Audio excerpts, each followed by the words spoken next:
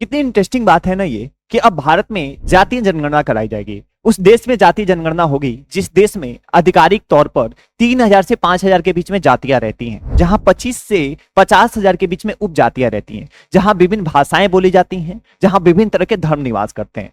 अब तक हम धार्मिक रूप से हिंदू, मुसलमान, सिख, ईसाई लड़ रहे थे, लेकिन अब जातियां लड़ना प्रारंभ करेंगे। लेकिन पहले ये लड़ाई छोटी थी, पहले ये 5-6 धर्म आपस में लड़ते थे, लेकिन अब 5,000 जातियां आपस में लड़ेंगी। क्या इससे भारत का विकास हो सकता है?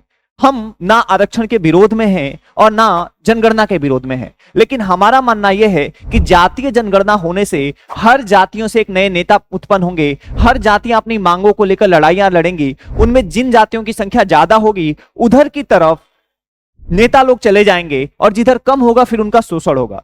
फिर एक शोषण जो हमने प्राचीन काल से लेकर आधुनिक काल तक देखा वो जातिगत आधारों पर देखा था, लेकिन एक शोषण अब हम राजनीतिक आधारों पर देखेंगे। क्या इससे देश का विकास होगा? आप जैसे उदाहरण के रूप में समझिए, अगर यूपीएससी में 1,000 सीटें आती हैं और इस देश में 5,000 जातियां हैं, तो कौन सी सीटें कौन सी जाति को दी जाएगी, कौन से वर्ग को कितनी सीटें प्रदान की जाएंगी, ये अपने आप में एक बड़ी चुनौती हो जाएगी। तो क्या इस देश में जातीय जनगणना कराई जानी चाहिए? क्या इस देश में जातीय सांप्रदायिकता को बढ़ाने का प्रयत्न किया जाना चाहिए? आप कमेंट में जरूर बताइएगा कि इससे देश को क्या क्या नुकसान हो सकते हैं।